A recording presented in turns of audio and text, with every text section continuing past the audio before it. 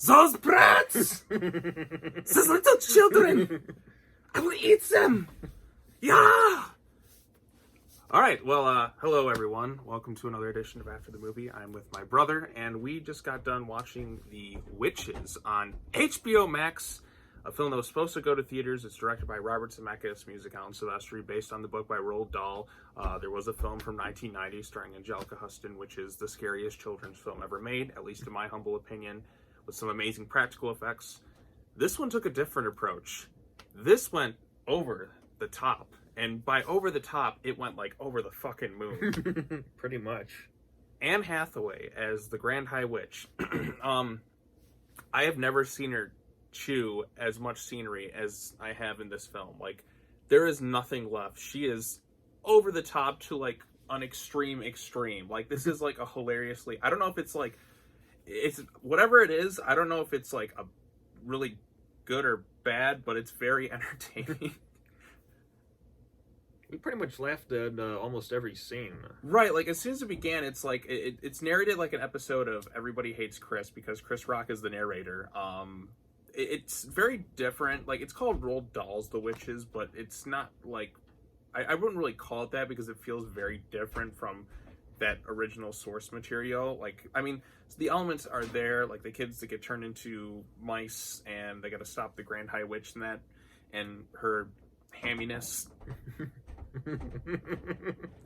My God, like this, like she's so over the top. I mean, just as soon as she, like, they go into that room, because if you've seen the original The Witches, you know there's the scene where they all take off their faces and that. Like, this time it's really kind of bad CGI.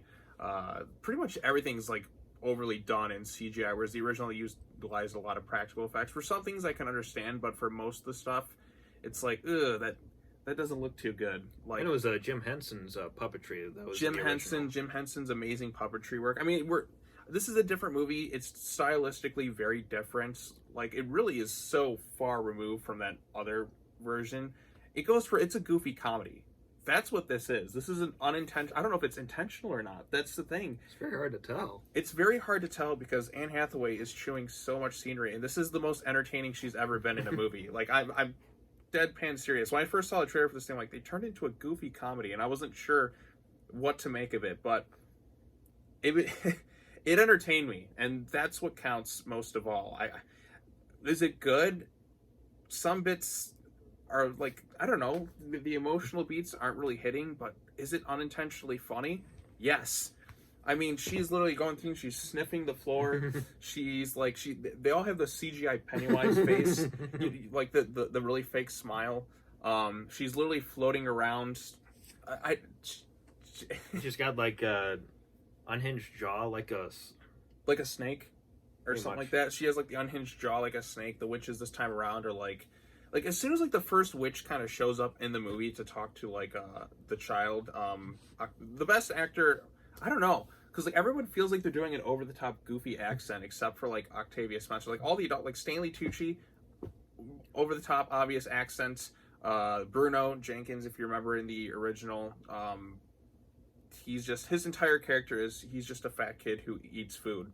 That's literally it. Just kind of like, they doubled down on that in this movie. Yeah, they really doubled down on that this time around, like to an extreme, to the point where it gets kind of annoying. I noticed that in Roald Dahl's books, like you have Augustus Gloop, who just, that's his entire character, and you have Bruno, it's just the same thing. Just food. That's all I am as a character. What was the main kid's name in this one? I heard it like once or twice, but can't really remember it. Right. It's not Luke this time. It's not Luke this time around. It's a different name. I'm trying to remember. But, I mean, the young child actor is fine.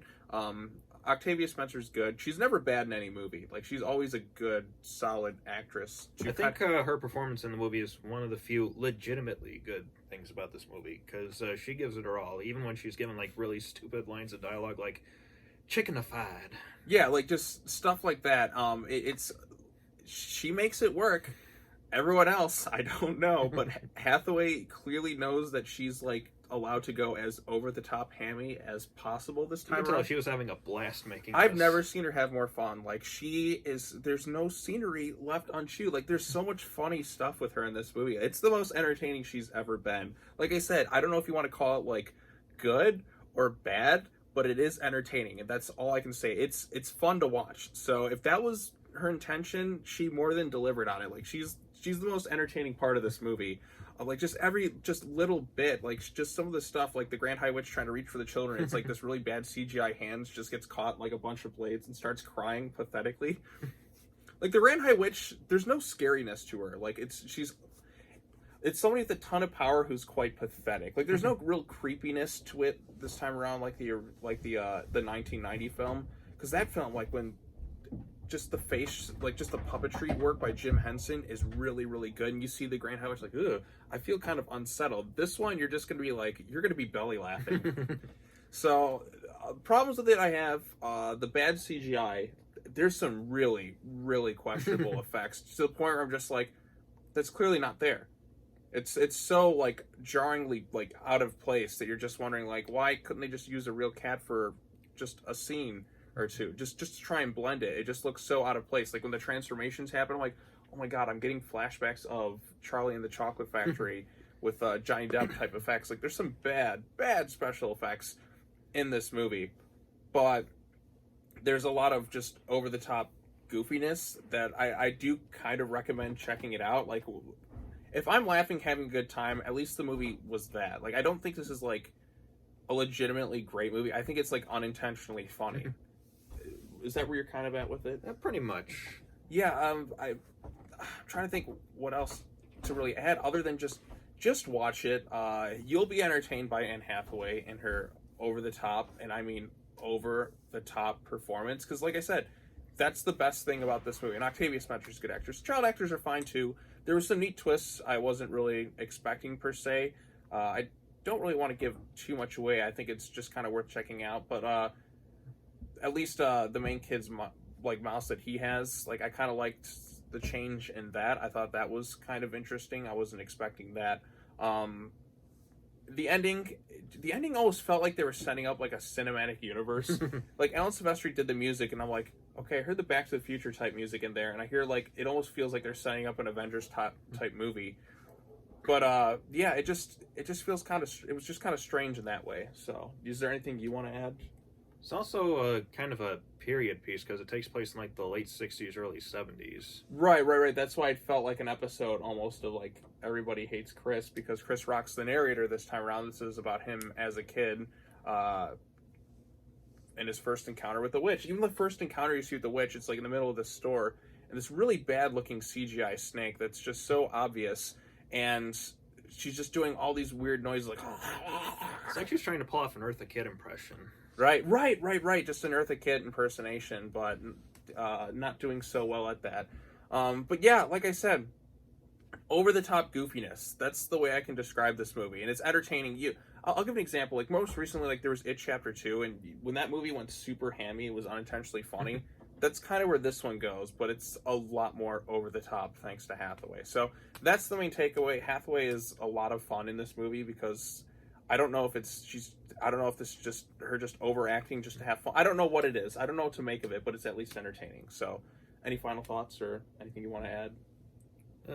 Just check it out and see for yourself. You will not regret it. Right, it's on HBO Max. So if you got HBO Max, do the trial, check it out. It's the first big movie release that they've done on it, and I'm glad they did because I'm glad I could just sit home and watch it. And I may watch it again just for the over-the-top nature of it. But that's it. I still prefer the 1990s film. I think that film still had, like, a nice blend of dark humor.